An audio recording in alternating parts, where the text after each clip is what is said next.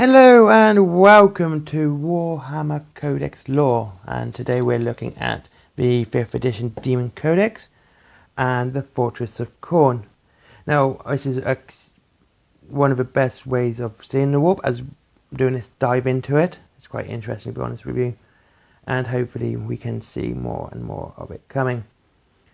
The Fortress of Khorne, the Dominion of Khorne, is a monument to fury and bloodshed. It is built upon foundations of murder and conflict, and is home to every facet of battle and conquest.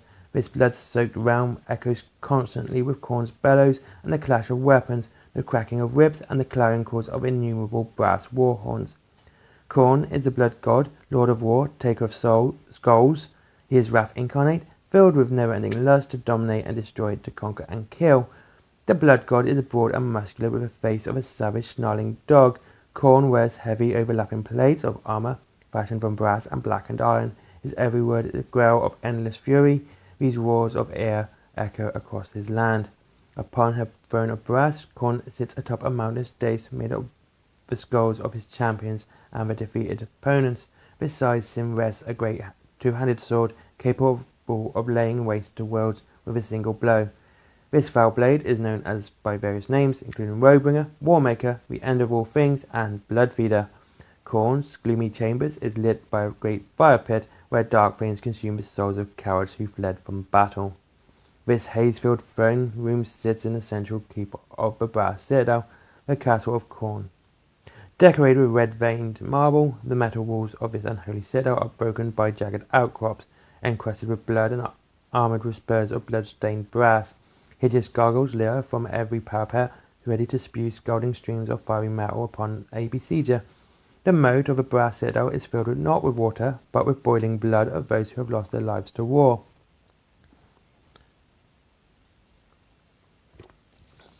Sorry, taking a sip there. Beyond this moat lies a league upon league of cracked land, and littered with the splintered bones of those fallen in battle. Packs of flesh-hounds prowl these wasteful intruders, skirting along the edges of seas of blood, roving through mazes of cracked bones, tracking down any interloper. The flesh-hounds can catch the faintest scent of Khorne's foes, even through the omnipresent stench of blood, and are merciless once on the chase.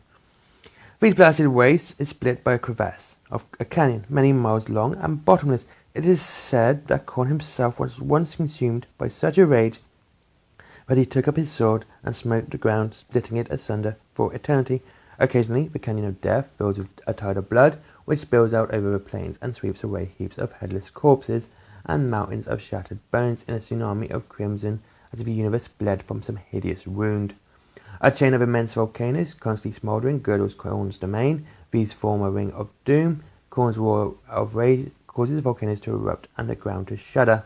The volcanoes then explode with the wrath of the blood god, spilling out rivers of lava as hot as Khorne's anger.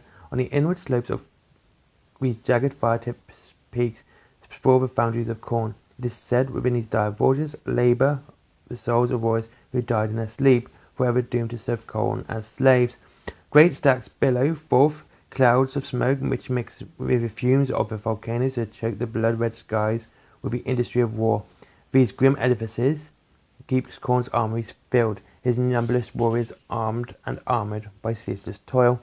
Here, too, can be found the pens of the juggernauts behind the buckled and cracked walls, thicker than any mortal fortification. The juggernauts of Khorne are corralled.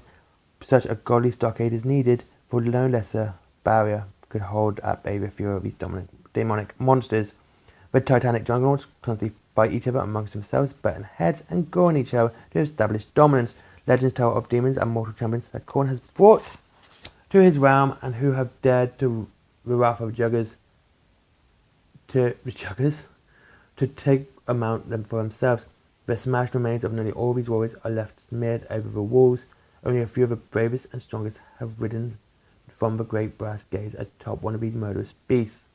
On the outward slopes of volcanoes are immense parapets and bastions carved from the black granite. These tower miles into the sky, a daunting defence against any unwise enough to assail the kingdom of the blood god.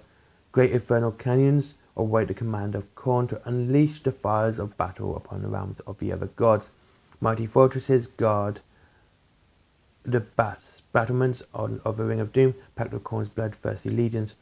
With a single growl from Khorne, These armies spill forth across the domains of the other gods, bring slaughter and battle. Under Khorne's urgings, his endless tide of soldiers are whipped into blood and frenzy and will fall upon each other in their desire to spill blood if no other foe can be found.